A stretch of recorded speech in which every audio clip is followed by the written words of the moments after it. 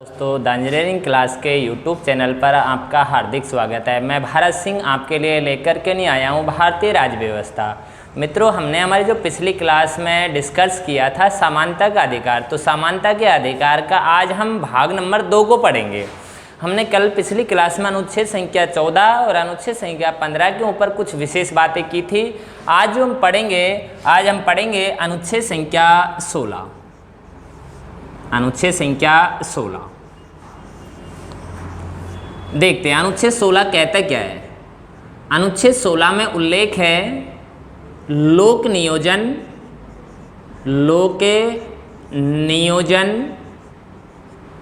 व रोजगार में समानता का प्रावधान। लोक नियोजन व रोजगार में समानता का प्रावधान कौन से अनुच्छेद के अंतर्गत आया? अनुच्छेद संख्या 16। अनुच्छेद संख्या 16 जो है वो लोक नियोजन व सरकारी नौकरी में रोजगार में समानता का उल्लेख है जो करता है, वो अनुच्छेद संख्या कौन सा करता है? 16। देखो यहाँ पर लिखा हुआ क्या शब्द हैं, तो आप देखें कि राज्य, जाति, धर्म, वंश, लिंग, जन्मस्थान, निवास व उद्भव के आधार पर सरकारी नौकरी देते समय कोई भेदभाव नहीं करेगा। दोस्तों समझे बात को कि क्या बात लिखी है यहाँ पर कि सबसे पहले तो हम देखें 16 कह क्या रहा है। 16 में है लोक नियोजन व रोजगार में समानता का उल्लेख, अर्थात सरकारी नौकरी में समानता का प्रावधान। तो हम यहाँ पर देखें, यहाँ पर क्या क्या बातें आई हैं। एक तो जाति, एक धर्म, एक वंश, लिंग, जन्म स्थान, निवास व उद्भव। यदि आप देखें तो 1 2 3 4 5 6 7 यहाँ पर ये 7 शब्द हैं, यानी इनके आधार पर सरकारी जब नौकरी दी जाएगी तो उसमें किसी के भी साथ में कोई भेदभाव नहीं किया जा सकता, किसी के साथ में कोई भेदभाव नहीं होगा। देखो यदि आपने कल पढ़ा पिछली क्लास को, यदि आपने देखा है अनुच्छेद संख्या 15 में जाति, धर्म, वंश, लिंग, जन्म स्थान 5 शब्दों का उल्लेख था, जबकि यहाँ पर जाति, धर्म, वंश, लिंग, जन्म स्थान व निवास व उद्भव यहाँ पर 7 शब्दों का उल्लेख है। इन 7 शब्दों के आधार पर जब राज्य सरकारी नौकरी देता है तो उसमें किसी के भी साथ में कोई भेदभाव नहीं करेगा। आई बात समझ में? आपको समझ आया होगा कि अनुच्छेद 16 के अंतर्गत ये है। पहली बात तो लोक नियोजन कौन से अनुच्छेद में? 16 में है। यह क्वेश्चन आया रोजगार में समानता का उल्लेख कौन से में? अनुच्छेद 16 में है। यह सरकारी नौकरी में समानता का उल्लेख कौन से अनुच्छेद में है? 16 में। अब आगे ये लिख रहा है ये जो 7 शब्द हैं ये आपको पकड़ने हैं कि जाति, धर्म, वंश, लिंग, जन्म स्थान, निवास व उद्भव के आधार पर सरकारी नौकरी देते समय राज्य किसी के भी साथ में कोई भेदभाव नहीं करेगा। अब आपके मन में यहीं पर एक क्वेश्चन आ गए होंगे कि साहब भेदभाव तो होता है, कि सर भेदभाव तो होता है। आप कई बार देखते हैं कि एससी को कुछ आरक्षण दे रखा है, वो भेदभाव की बात। एससी एसटी ओबीसी को आरक्षण दे रखा है, विकलांगों को आरक्षण दे रखा है, महिलाओं को भी दे रखा है, तो सरकारी नौकरी में तो भेदभाव होता है। तो हम देखें वो किस प्रकार की बातें, उन सभी के ऊपर चर्चा हम यहाँ पर करेंगे। तो यहाँ पर आप देखें कि यहाँ पर कौन कौन सी बातों का उल्लेख किया गया है कि अनुच्छेद संख्या हमने 16 को तो पढ़ा कि 16 तो आपसे कह रहा है कि लोक नियोजन व रोजगार में समानता का उल्लेख है। राज्य, जाति, धर्म, वंश, लिंग, जन्म स्थान, निवास, उद्भव के आधार पर कोई भेदभाव नहीं करेगा। अब आप देखें यहाँ पर एक अनुच्छेद आया और अनुच्छेद संख्या आया 16(3). कौन सा अनुच्छेद आया है? 16(3). देखते हैं ये 16(3) क्या कहता है। 16(3) को यदि आप देखें तो 16(3) आपसे कह रहा है कि राज्य चाहे तो निवास के आधार पर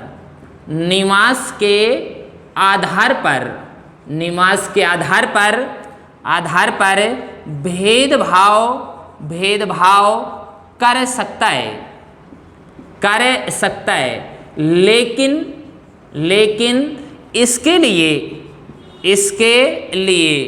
इसके लिए कानून संसद बनाएगी। देखो बात को समझे यहाँ पर। देखो हम ये यहाँ पहले तो हम 16 को समझें कि 16 में क्या था कि जाति, धर्म, वंश, लिंग, जन्म स्थान व निवास व उद्भव के आधार पर सरकारी नौकरी देते समय राज्य कोई भेदभाव नहीं करेगा। अब आप इसको पकड़े निवास और तुरंत निकल करके नहीं आया 16(3). कौन सा अनुच्छेद निकल कर आया? सॉरी 16(3) निकल कर आया। और 16(3) ये कह रहा है राज्य यदि राज्य चाहे तो यहाँ पर ये शब्द को पकड़े निवास के आधार पर भेदभाव कर सकता है, यानी भेदभाव किया जा सकता है। किस आधार पर किया जा सकता है? निवास के आधार पर किया जा सकता है। कौन से अनुच्छेद कह रहा है इस बात को? 16(3) कह रहा है कि राज्य चाहे तो निवास के आधार पर भेदभाव कर सकता है, लेकिन इसके लिए जो कानून बनाएगी वो कानून कौन बनाएगी? संसद बनाएगी। अगर आपने सुना है कभी कि 98वां संविधान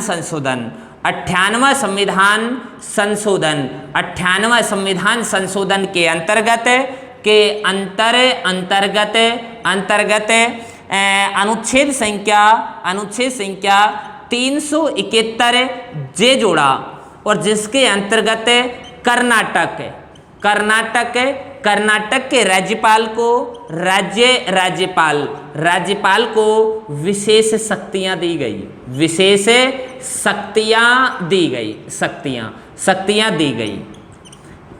देखिए बात को, यानी राज्य चाहे तो किसके आधार पर भेदभाव कर सकता है? निवास के आधार पर। देखो पहली बात 16 में तो कहा कि किसी भी आधार पर जो 7 शब्द इनके आधार पर कोई भेदभाव नहीं किया जाएगा सरकारी नौकरी में। लेकिन 16(3) ये कह रहा है कि राज्य चाहे तो निवास के आधार पर भेदभाव कर सकता है, लेकिन इसके लिए कानून कौन बनाएगी? संसद बनाएगी। सीधा से क्वेश्चन आएगा कि यदि राज्य चाहे तो निवास के आधार पर भेदभाव कर सकता है, कौन से अनुच्छेद के अंतर्गत? 16(3). बहुत अच्छा एक क्वेश्चन बनेगा, जिस दिन बनेगा बड़े एग्जाम का बड़ा क्वेश्चन बनने वाला है ना। लेकिन इसके लिए जो कानून बनाती है वो कानून कौन बनाती है? संसद बनाती है।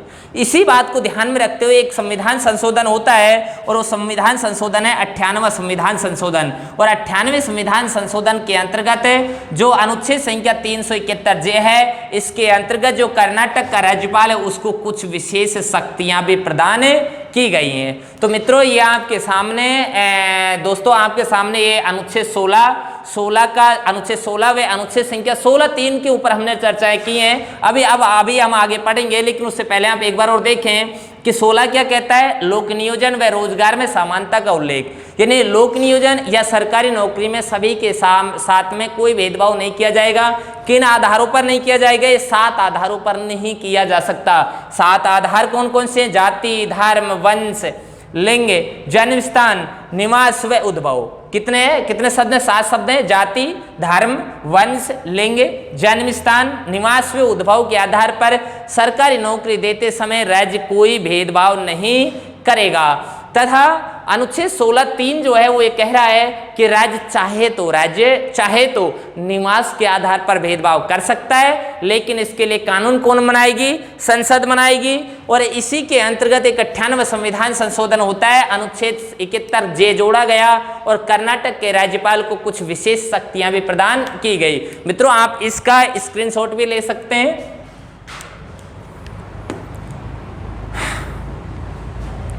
देखिए अब हम आगे देखें कि अनुच्छेद संख्या 16 को हमने पढ़ा, 16 पढ़ा और 16(3) पढ़ा। अब हम आगे देखेंगे कि अनुच्छेद संख्या 16(4) क्या कह रहा है। कौन सा अनुच्छेद आ रहा है? 16(4). देखो अभी तो हमने अनुच्छेद संख्या 16 के ऊपर चर्चा की है और 16(3) के ऊपर चर्चाएं की हैं। अब बड़ा ही इंपॉर्टेंट रहने वाला है अनुच्छेद संख्या 16(4). कौन सा अनुच्छेद आया है? 16(4). देखो 16(4) क्या कह रहा है। 16(4) आपसे कह रहा है कि सरकारी नौकरी देते समय सरकारी नौकरी देते समय पिछड़े वर्गों को SC ST पिछड़े वर्गों को आरक्षण का प्रावधान। देखिए यहां पर आप देखें कि राज्य जब सरकारी नौकरी देता है तो सरकारी नौकरी देते समय पिछड़े वर्ग के लोगों को आरक्षण का प्रावधान कौन से अनुच्छेद में आ गया है? 16(4). देखो हमने 16 में क्या पढ़ा था कि सरकारी नौकरी देते समय राज्य किसी के भी साथ में कोई भेदभाव नहीं किया जाएगा। अब हम देखते हैं कि SC को आरक्षण दे रखा है, ST को आरक्षण दे रखा है, तो 16(4) आ रहा है। और 16(4) ये कह रहा है कि सरकारी नौकरी में जो पिछड़े वर्ग में जैसे SC है ST है तो इनको आरक्षण का प्रावधान है, इनको आरक्षण दे रखा है।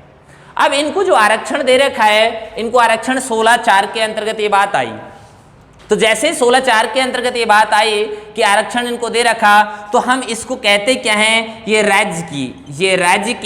राज्य की सकारात्मक क्रिया है। सकारात्मक क्या है? क्रिया है। ये राज्य की सकारात्मक क्रिया है। यानी राज्य ने क्या किया कि वो वर्ग जो शैक्षणिक दृष्टि से पिछड़े हुए वर्ग हैं उनको अन्य वर्गों के बराबर लाने के लिए उनको सरकारी नौकरी में आरक्षण दे दिया। इसको हम क्या कहते हैं? राज्य की सकारात्मक क्रिया कहते हैं। अब देखो यहां पर एक क्वेश्चन बनता है कि ये पिछड़े वर्ग हैं कौन? ये पिछड़े वर्ग कौन है? तो पिछड़े वर्गों के लिए, पिछड़े वर्गों की पहचान के लिए, पहचान के लिए जो राष्ट्रपति है, राष्ट्रपति अनुच्छेद संख्या 340, कौन सा अनुच्छेद आया मित्रों? 340। देखो बहुत अच्छा अनुच्छेद है। अनुच्छेद संख्या 340 के अंतर्गत एक पिछड़े वर्ग आयोग का गठन करेगा। पिछड़े वर्ग आयोग का क्या किया जाएगा? गठन। तो पिछड़े वर्ग आयोग का जो गठन किया जाता है वो कौन से अनुच्छेद के अंतर्गत किया जाता है? 340। और करता कौन है? ऐसे आयोग का गठन कौन करता है? राष्ट्रपति करता है। तो राष्ट्रपति जो है वो अनुच्छेद संख्या 340 के अंतर्गत पिछड़े वर्ग आयोग का गठन करेगा। तो पिछड़ा वर्ग जो आयोग है ये पता ये करेगा, इसका काम होता है कि वास्तव में पिछड़े वर्ग कौन है। इसी के लिए किया क्या कि एक 1953 कब आया? 1953। तो 1953 की यदि हम चर्चा करें तो 1953 के अंतर्गत एक आयोग का गठन किया, काका कालेकर आयोग।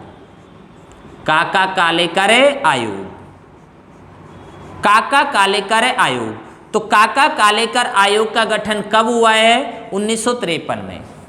क्यों हुआ? पिछड़े वर्गों की पहचान के लिए। तो काका कालेकर जो आयोग है इसने अपनी रिपोर्ट दी।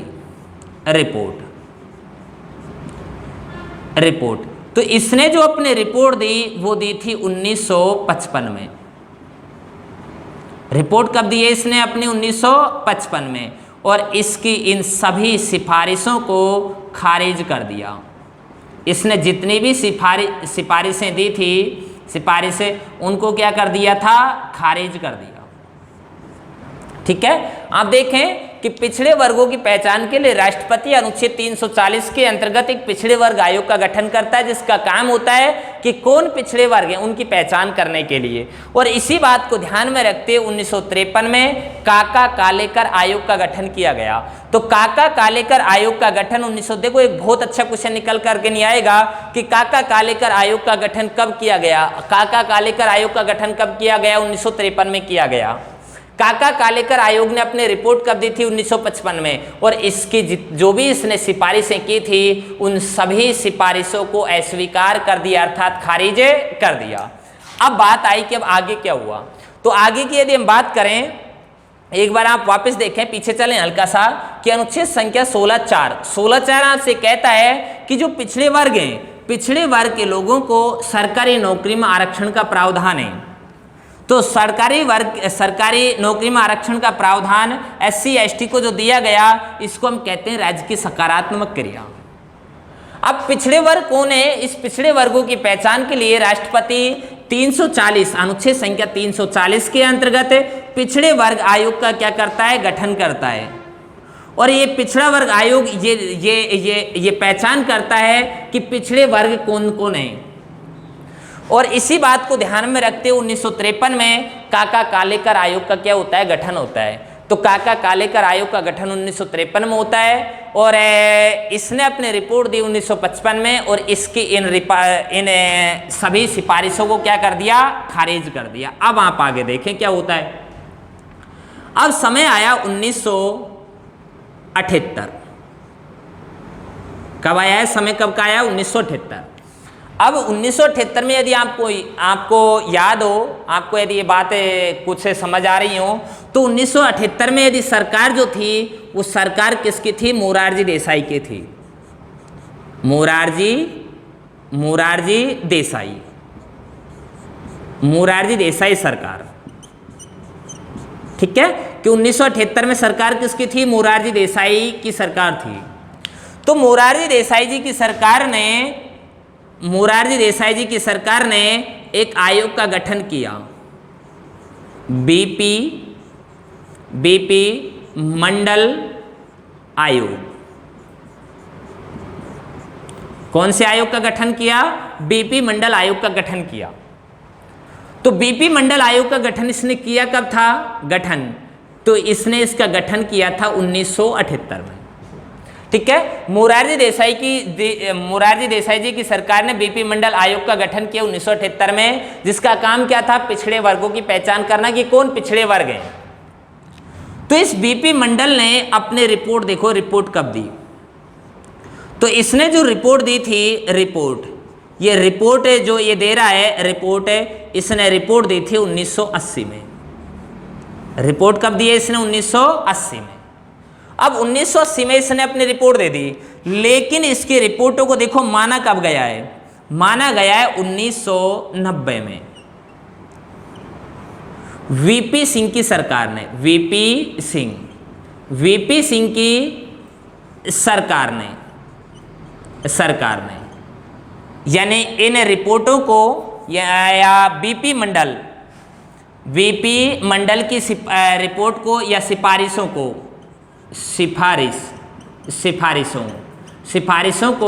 स्वीकार किया। ठीक है, कि वीपी मंडल की जो सिफारिशें थी, इन सिफारिशों को स्वीकार किसकी सरकार ने किया है? वीपी सिंह की सरकार ने किया है। कब किया है? 1990 में किया है। और इन्हीं बातों को ध्यान में रखते हुए ओबीसी को आरक्षण दे दिया। क्या दे दिया है? आरक्षण। ठीक है, तो अब देखिए, अब क्वेश्चन को समझिए आप कि 1978 में मोरारजी देसाई जी की सरकार थी। तो मोरारजी देसाई जी की सरकार में बीपी मंडल आयोग का गठन किया गया। और बीपी मंडल आयोग का गठन कब किया गया था? 1978 में किया गया। इसने अपनी रिपोर्ट कब दी? 1980 में दी। लेकिन 1980 के निकलने के बाद में 1990 में वीपी सिंह की सरकार ने, जो बीपी मंडल आयोग ने जो अपनी सिफारिशें दी थी, उन सिफारिशों को स्वीकार कर लिया और ओबीसी को आरक्षण दे दिया। अब ओबीसी को आरक्षण दे दिया, ठीक है, ओबीसी को आरक्षण दे दिया। तो ओबीसी को आरक्षण दिया तो इसके बाद में देखो होता क्या है। इंदिरा साहानी बनाम भारत संघ नवंबर 1992 के अंतर्गत सर्वोच्च न्यायालय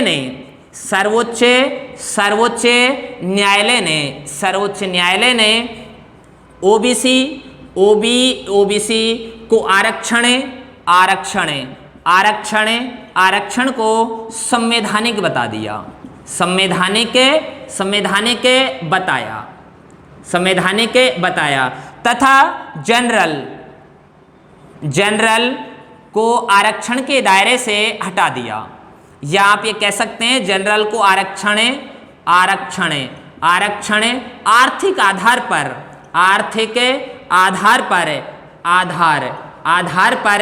नहीं दिया जा सकता। ठीक है, बात को समझे कि इंदिरा साहनी बनाम भारत संघ कब आया? नवंबर 1992 के अंतर्गत सर्वोच्च न्यायालय ने फैसला दिया कि जो ओबीसी है वो आरक्षण के दायरे में आती है, लेकिन जनरल है जो सामान्य वर्ग है वो आरक्षण के दायरे में नहीं आता, उसको आप आर्थिक आधार पर आरक्षण नहीं दे सकते। कौन से वाद के अंतर्गत आया? इंदिरा साहनी बनाम भारत संघ नवंबर 1992 के अंतर्गत आया।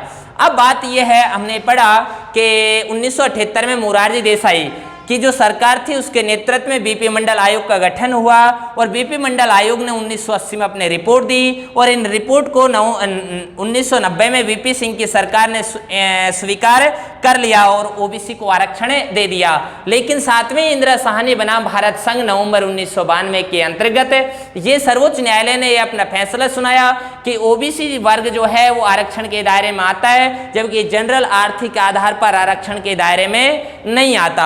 अब आप थोड़ा सा बस इतना याद और रखें कि एससी को कितना आरक्षण दिया है, ओबीसी को कितना दिया है, और एसटी को कितना आरक्षण प्रदान किया गया है। यदि हम देखें कि आरक्षण एक तरफ को हम लिख देते हैं राज्य या राजस्थान, और दूसरी तरफ को हम लिख दें केंद्र। ठीक है, और यहाँ पर हम सबसे पहले एससी, एसटी, ओबीसी। यदि हम एससी को देखें, राजस्थान में दिया है 16%, एसटी को दिया है 12%, और ओबीसी को दिया है 21%। ये राजस्थान की स्थितियां हैं। जबकि यदि हम केंद्र में देखें तो एससी को दिया है 15%, एसटी को दिया है 7.5%, और ओबीसी को दिया है 27%। ये आरक्षण की बातें हैं। यानी आरक्षण यदि हम राजस्थान में देखें, एससी को कितना दे रखा है? 16, केंद्र में कितना दे रखा है? 15, एसटी को कितना दे रखा है? राज्य में 12, केंद्र में कितना दे रखा है? 7.5, और ओबीसी को राजस्थान में कितना दे रखा है? 21, जबकि केंद्र में यदि हम देखें तो कितना दे रखा है? 27% दे रखा है। इस प्रकार हमारा पहला अनुच्छेद जो आज का है वो 16 क्या होता है? समाप्त होता है। अनुच्छेद 16 में हमने सबसे पहले तो पढ़ा था, अनुच्छेद 16 में सरकारी नौकरी या रोजगार में सभी को समानता होगी, किसी को भी किसी भी प्रकार का कोई भेदभाव नहीं किया जाएगा। कितने आधार पर नहीं किया जाएगा? 7 आधार हमने आपको बताएं, जाति है, धर्म है, वंश है, लिंग है, जन्म स्थान है, निवास है और उद्भव है। उसके बाद में हमने आपको ये भी कहा था कि एक 16(3) है। 16(3) में आपने क्या पढ़ा है कि राज्य चाहे तो निवास के आधार पर भेदभाव कर सकता है, उसके बाद में हमने क्या पढ़ा था? 16(4) पढ़ा, और 16(4) में हमने ये देखा, हमने ये पढ़ा है कि जो एससी, एसटी, ओबीसी, यानी कि कहने की बात यह है कि जो पिछड़े वर्ग हैं उनको राज्य चाहे तो आरक्षण दे सकता है। इसको हम कहते हैं राज्य की सकारात्मक क्रिया। उसके बाद में हमने ये भी पढ़ा है कि राजस्थान में कितना आरक्षण एससी को दिया है, कितना एसटी को दिया है, कितना ओबीसी को दिया है, केंद्र में कितना एससी को है, कितना एसटी को है और कितना ओबीसी को है। अब यदि हम देखें तो आगे यदि हम अपनी क्लास को बढ़ाएं तो हमारे सामने एक अनुच्छेद आता है, अनुच्छेद संख्या 17। कौन सा अनुच्छेद आया मित्रों? अनुच्छेद संख्या 17। तो बहुत ही सीधा अनुच्छेद है, सभी बच्चों को याद होता है। अस्पृश्यता का अंत या छुआछूत का अंत है। ठीक है, सभी बच्चों को ये अनुच्छेद अच्छे से याद होता है, और कितनी एग्जामों में पूछा गया है, कोई गिनती नहीं है कि अस्पृश्यता का अंत या छुआछूत का अंत कौन से अनुच्छेद के अंतर्गत किया गया? अनुच्छेद संख्या 17 में किया गया है। देखो यहां पर इतने से काम नहीं चलना, आज का एग्जामिनर बदल रहा है तो एक अच्छा सा क्वेश्चन निकालेगा वो कि अस्पृश्यता अपराध अधिनियम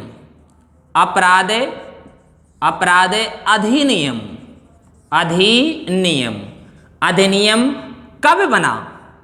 तो अस्पृश्यता अपराध अधिनियम कब बना था? 1955 में बना। बहुत अच्छा क्वेश्चन है कि अस्पृश्यता अपराध अधिनियम, देखो क्वेश्चन आए अस्पृश्यता का अंत कौन से अनुच्छेद में? सभी लड़के इसको इस क्वेश्चन को जानते हैं, इसका आंसर जानते हैं, अनुच्छेद 17 में। लेकिन आप देखें कि अस्पृश्यता अपराध अधिनियम ये एक अधिनियम कब बना, ये कानून कब बना? तो ये कानून कब बना है? 1955 में बना है। लेकिन हुआ ये कि इसी अधिनियम को अस्पृश्यता अपराध अधिनियम को 1989 में और अधिक कड़ा किया, यानी और अधिक मजबूत किया, और अनुसूचित जाति व अनुसूचित जनजाति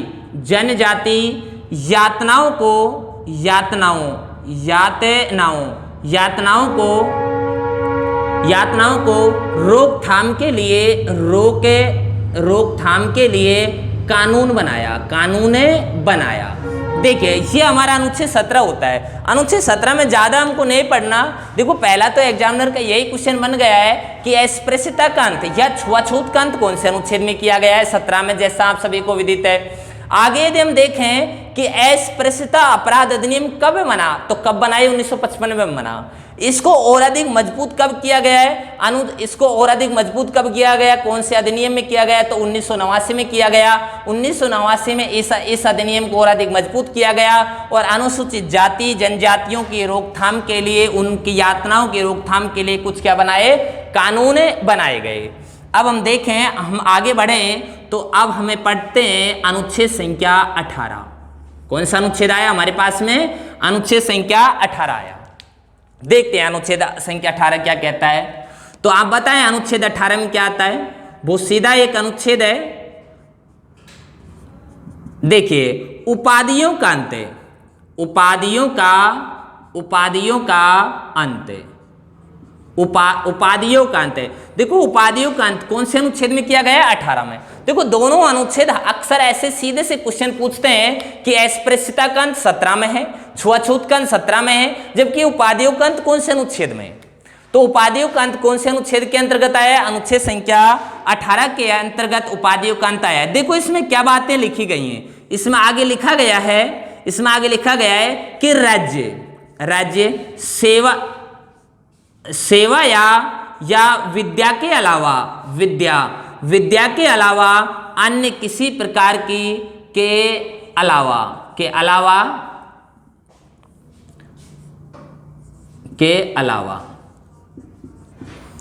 अन्य किसी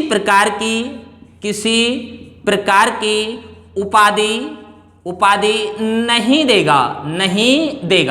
देखो स्पष्ट रूप से लिखा गया है कि सेवा या विद्या के अलावा अन्य किसी प्रकार की उपाधि नहीं देगा, यानी 2 प्रकार की ही उपाधियां दी जा सकती हैं। साथ में यह भी लिखा गया है यदि कोई व्यक्ति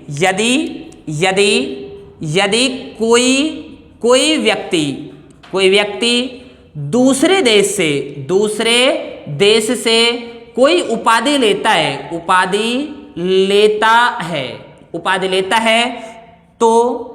तो यदि कोई व्यक्ति दूसरे देश से कोई उपाधि लेता है तो राष्ट्रपति की अनुमति से लेगा। राष्ट्रपति की अनुमति से ही लेगा। किसकी अनुमति से लेगा? राष्ट्रपति की अनुमति से ही लेगा। यदि कोई व्यक्ति किसी दूसरे देश से कोई उपाधि लेता है तो किसकी अनुमति से लेगा? राष्ट्रपति की अनुमति से लेगा। पहली बात तो देखो यहाँ पर यह है कि उपाधियों का अंत कर दिया। कोई भी व्यक्ति किसी को किसी प्रकार की कोई उपाधि नहीं देगा, लेकिन यह भी कहा है आगे कि 2 क्षेत्रों में उपाधियां दी जा सकती हैं, एक सेवा और दूसरी विद्या में। 2 क्षेत्रों में उपाधियां दी जा सकती हैं। आगे लिखा है यदि कोई व्यक्ति किसी दूसरे देश से कोई उपाधि लेता है तो उपाधि लेगा, लेकिन किसकी अनुमति से लेगा? राष्ट्रपति की अनुमति से ही लेगा। देखो आगे आपको थोड़ा सा और कुछ याद रखना है कि यदि हम बात करें भारत भारत रत्न, पद्म विभूषण, पद्म विभूषण, विभूषण, पद्म भूषण, पद्म भूषण, पद्मश्री, पद्मश्री, पद्मश्री, ये कुछ उपाधियां हैं। भारत रत्न, पद्म विभूषण, पद्मश्री, ये कुछ जैसी कुछ उपाधियां हैं। भारत रत्न, पद्म विभूषण, पद्म भूषण, पद्मश्री जैसी उपाधियां हैं। और इन उपाधियों को यदि हम बात करें तो ये हमारी सरकार ने कब शुरू की थी? 1954 से शुरू की थी। कब शुरू की थी? 1954 से। और 1954 से इनको शुरू किया और सरकार ने इनको मान्यताएं भी दे दी। देखो सीधा सा क्वेश्चन आएगा, भारत रत्न, पद्म विभूषण, पद्म भूषण, पद्मश्री जैसी उपाधियां कब से दी जाने लगी हैं? कब से दी जाने लगी? 1954 से दी जाने लगी हैं। अब बात करें ये जो उपाधियां हैं इनको समाप्त किसने किया? समाप्त तो इनको समाप्त कर दिया गया था 1977 की बात करें, 1977। और 1977 में यदि हम देखें तो मोरारजी देसाई जी थे। कौन थे? मोरारजी देसाई। तो मोरारजी देसाई जी की सरकार ने इनको क्या कर दिया था? समाप्त कर दिया 1977 में। लेकिन 1980 में इंदिरा जी की सरकार ने, किसने? इंदिरा जी की सरकार ने इन्हें दोबारा से क्या कर दिया? शुरू कर दिया। देखें यानी भारत रत्न, पद्म विभूषण, पद्म भूषण, पद्मश्री जैसी उपाधियां कब से दी जाने लगी? 1954 से दी जाने लगी हैं। और सरकार ने भी इनको मान्यता कब दे दी? 1954 में दे दी। लेकिन मोरारजी देसाई जी की सरकार आई और 1977 में इनको क्या कर दिया? समाप्त कर दिया। लेकिन 1980 में वापस इंदिरा गांधी जी की सरकार आई और इंदिरा गांधी जी की सरकार ने इनको दोबारा से चालू कर दिया। ठीक है मित्रों, तो ये हमारा अनुच्छेद 18 होता है। 18 में क्या है? उपाधियों का अंत है। इसमें आगे क्या बात लिखी गई है कि राज्य सेवा या विद्या के अलावा अन्य किसी प्रकार की कोई उपाधि नहीं देगा। और आगे ये लिखा है यदि कोई व्यक्ति किसी दूसरे देश से कोई उपाधि ग्रहण करता है तो वो राष्ट्रपति की अनुमति से करेगा। उसके बाद में ये भी बातें हैं, भारत रत्न, पद्म विभूषण, पद्म भूषण, पद्मश्री जैसी उपाधियां कब से दी जाने लगी? 1954 से दी जाने लगी और सरकार ने इनको मान्यता दे दी। लेकिन मोरारजी देसाई जी की सरकार 1977 के अंतर्गत इन उपाधियों को समाप्त कर दिया। पद्म भूषण, पद्म विभूषण, पद्मश्री, भारत रत्न इन सभी को समाप्त कर दिया। लेकिन इंदिरा गांधी जी की सरकार ने 1980 में इनको वापस शुरू कर दिया। मित्रों आज की जो हमारी क्लास रही वो किस प्रकार लगी आप हमको कमेंट बॉक्स में आकर के कमेंट करें। और यदि आपका कोई क्वेश्चन है तो आप कमेंट बॉक्स में अपना क्वेश्चन कर सकते हैं। द इंजीनियरिंग परिवार जो है आपकी सेवा में सदैव तत्पर रहेगा, सदैव आपकी सेवा के लिए मौजूद रहेगा। आप कमेंट करके नहीं भी अपने क्वेश्चन कर सकते हैं, हम जवाब देने के लिए यहाँ पर सज्ज हैं। आज की क्लास को मित्रों यहीं पर समाप्त करते हैं। धन्यवाद। सर कहीं बोलते हैं? हाँ।